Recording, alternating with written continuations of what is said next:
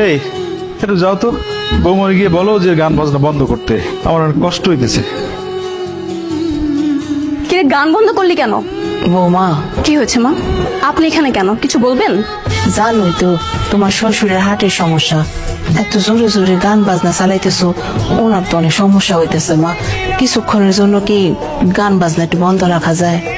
মা, বছরের একটা দিন আমি আমার বার্থডে সেলিব্রেট করি, তাতে আপনাদের এত সমস্যা? মানে 2-3 ঘন্টা কি কানে তুলা দিয়ে রাখা যায় না? কিন্তু তোমার শ্বশুর তো হার্টের পেশেন্ট। আপনি বাবাকে যেই বলুন কানের মধ্যে যেন তুলা দিয়ে রাখে। আমি এইসব ঝামেলার জন্য আমার বার্থডে সেলিব্রেট আমি বিথে যেতে দেব না। কি ব্যাপার, তুমি গান বন্ধ করলে কেন? বাসার মধ্যে তোমরা এগুলো কি শুরু করছো? এটা কি ক্লাব নাকি কোনো কনসার্টের জায়গা? সাগর, আস্তে কথা বলো। দেখতেই পাচ্ছ এখানে আমার ফ্রেন্ড সার্কেল রয়েছে। তাতে আমার কিছু আসে যায় না। মানে তুমি বাসার মধ্যে এরকম আমোদ ফুর্তি করতেছো, তোমার কি লজ্জা লাগে না? তো আমি কি করব? আমি আমার বার্থডে সেলিব্রেট করব না? দেখুন, আপনি কিন্তু শুধু শুধু নীলার উপর রাগ করছেন, এভাবে না বলতে পারতেন। এই তুমি একদম চুপ থাকো। আমার বউয়ের সাথে আমি কিভাবে কথা বলবো না বলবো সেটা আমি তোমার থেকে শিখবো না।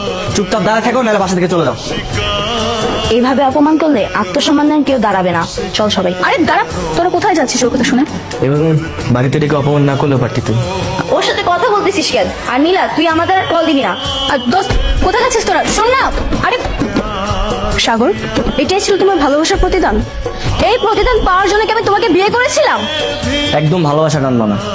বাসার মধ্যে কোনো আমোদ ফুর্তি চলবে না। মাত্র 3 মাস না যাইতেই তোমার এমন ফিউচার, আর কি দেখতে হবে তা আল্লাহই জানে।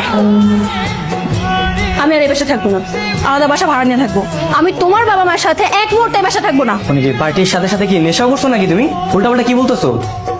সাগর, আমি কোনো উল্টাপাল্টা কথা বলছি না। তুমি ওকে বিয়ের আগে কি বলেছিলে?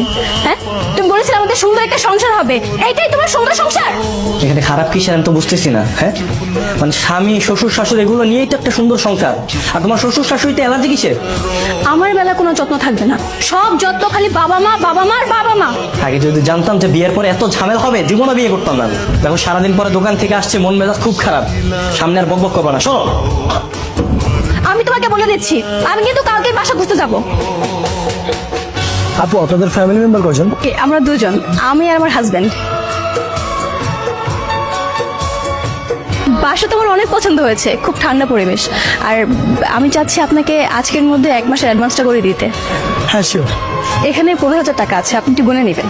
নীলা, এই নীলা, নীলা। সাগর রে, বৌমা তো বাড়িতে নাই। বাড়িতে নাই মানে কই গেছে? ওরে সকাল থেকে আমি ফোন দিতেছি, একটা